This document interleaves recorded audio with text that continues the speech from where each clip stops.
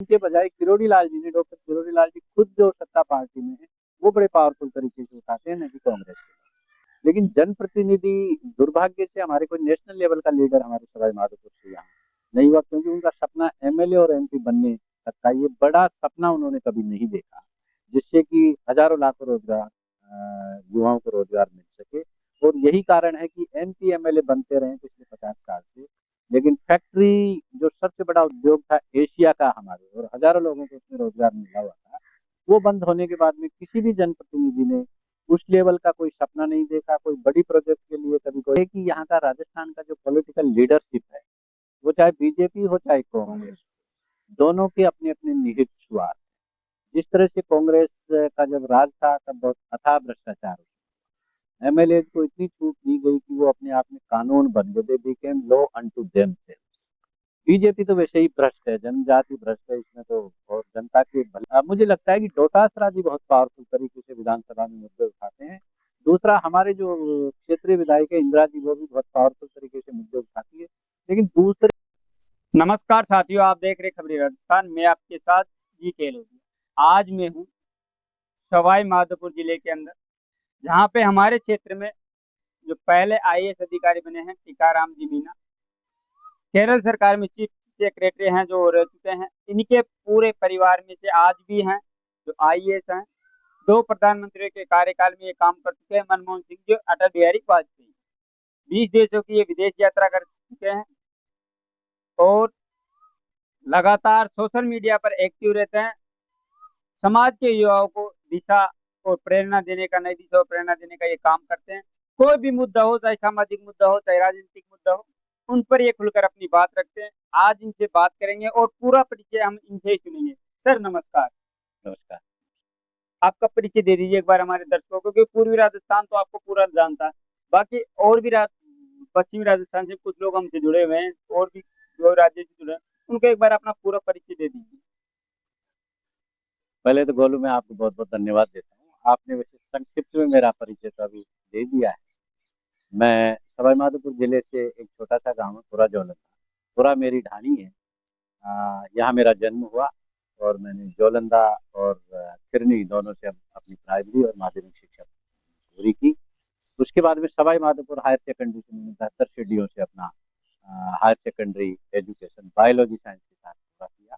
Sawai Madhopur college से मैंने अपनी बीए की डिग्री ली। उसके बाद में मैं दिल्ली चले गया, और दिल्ली विश्वविद्यालय से मैंने राजनीति शास्त्र में अपना एमए पूरा किया। 2086-87 में मैं जब एमए फाइनल में था, तब मैंने अपना आईएएस की एग्जाम लिखी, आईएएस की परीक्षा।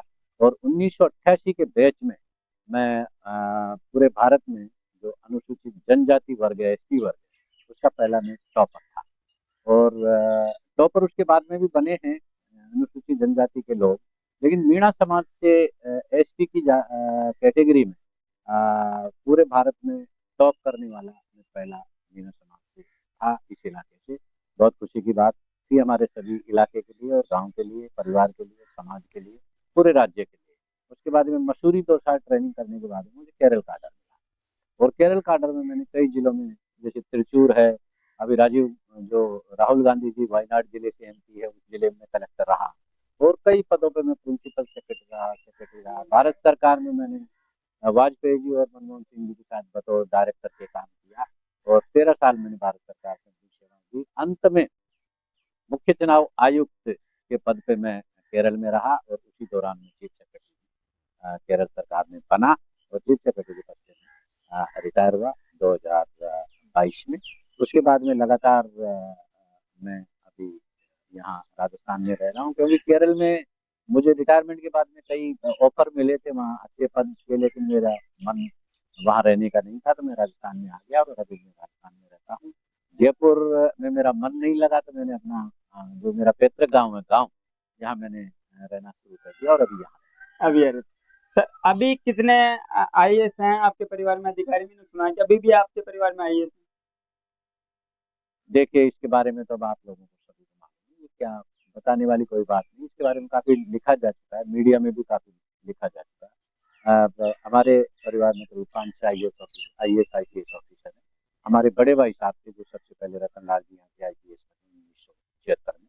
उसके बाद में दूसरा मैं आईएएस बना, उनकी बेटी आईपीएस बनी संपत, जो अभी सीबीआई में स्पेशल डायरेक्टर के पद पे है। उसके बाद में उनका बेटा बना 2000 में, प्रेम सिंह, जो बिहार काडर में है।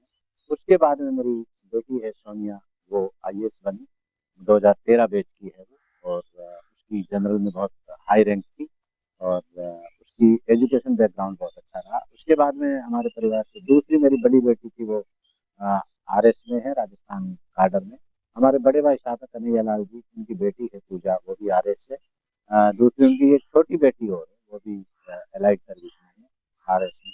इस तरह भगवान की कृपा से ऑफिसर्स की कोई कमी नहीं है परिवार में, और सभी अपनी अपनी सेवाएं अपने अपने हिसाब से दे रहे अब हाल ही में चल रहे मुद्दों पर हम सर से विस्तार से हैं आज बात करेंगे, क्योंकि सर है राजनीति में भी एक्टिव है, सामाजिक रूप से भी एक्टिव है, और शैक्षणिक दृष्टि से भी जो भी शिक्षा विभाग उसमें भी एक्टिव है।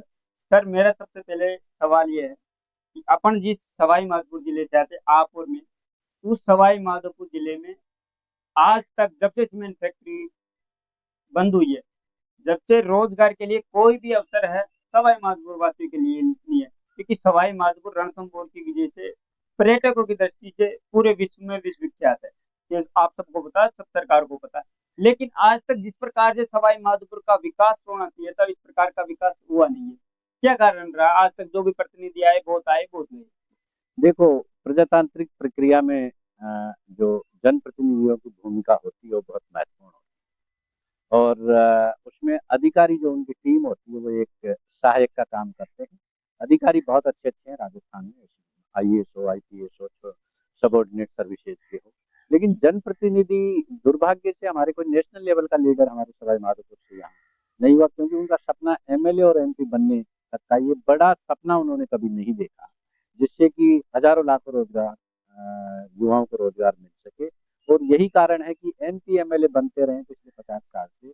लेकिन फैक्ट्री जो सबसे बड़ा उद्योग था एशिया का हमारे, और हजारों लोगों को उसमें रोजगार मिला हुआ था, वो बंद होने के बाद में किसी भी जनप्रतिनिधि ने उस लेवल का कोई सपना नहीं देखा, कोई बड़ी प्रोजेक्ट के लिए कभी कोई प्लान नहीं बनाया, कोई प्रपोजल नहीं बनाया, न उस तरफ उन्होंने ध्यान दिया, क्योंकि उनका जो बेंचमार्क था वो बहुत लो था। और एमएलए एमपी बन के सड़क बनाना, ये हैंडपंप लगाना, छोटी मोटी चीजें बनाना, और उसमें भ्रष्टाचार में लिप्त होना, यही इनका काम रहा है। इसलिए सवाई माधोपुर में कोई बड़ी प्रोजेक्ट नहीं आ सकी, क्योंकि नेशनल लेवल का लीडर और विजनरी जिसको पूरे भारत का अनुभव हो, भारत की योजनाएं कैसे बनती है, प्रपोजल्स कैसे पास होते हैं, उनको किस तरह से उनका पीछा करके उनको लाया जाता है, ये कभी किसी ने गंभीर रूप से प्रयास क्योंकि सवाई माधोपुर में अगर विकास होता ना, तो आज उदयपुर की तरह बड़ी बढ़िया बड़ा शहर होता, सवाई माधोपुर जयपुर की तरह होता, जोधपुर की तरह होता। क्योंकि यहाँ पे पर्यटक खूब आते हैं, काफी सारी होटलें हैं जो यहाँ पर बनी हुई है।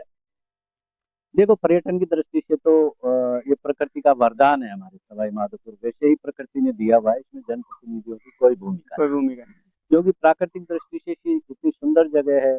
यहाँ टाइगर जो है हमारे सवाई माधोपुर में, बहुत ही सुंदर टाइगर्स हैं। और दूसरा हमारा सौभाग्य है कि प्रकृति हमारे ऊपर बहुत मेहरबान रही है। दो नदियों के बीच में हमारा सवाई माधोपुर बसा हुआ है, बनास नदी और चंबल नदी, जो कि राजस्थान की सबसे बड़ी नदी है। पानी की कोई कमी नहीं। अगर कमी रही है तो दूरदृष्टि वाले नेताओं की और अच्छे लीडर्स की, और फिर सोशली भी यहाँ जो एक्टिव लोग हैं उनका भी सपना बहुत छोटा होता है, छोटी छोटी चीजों में वो संतुष्ट हो जाते हैं। इसलिए जैसी जनता है उनको वैसे प्रतिनिधि भी मिल जाते हैं। उनकी एस्पिरेशंस, उनकी महत्वाकांक्षाएं, जनता की मांग भी बहुत छोटी छोटी होती है। इसलिए युवाओं ने कभी संगठित रूप से यहाँ बड़ा प्रोजेक्ट लाने के लिए, बड़ी योजनाएं लाने के लिए, बड़े उद्योग धंधे लगाने के लिए कभी कोई दबाव नहीं डाला, और जनप्रतिनिधि उसी हिसाब से अपना पल्ला झाड़ रहे हैं। और यहाँ के जो अच्छे होनहार युवा लोग हैं उनको बाहर दूसरे सिटीज में जाके वहाँ पढ़ना पड़ रहा है, वहाँ काम करना पड़ रहा है। और सवाई माधोपुर की ये अनदेखी हमारे लिए बहुत ही दुर्भाग्य अभी समय चल रहा है, क्योंकि राजनीति में अगर विपक्ष मजबूत होता है तो काम अच्छे होते हैं, ईमान।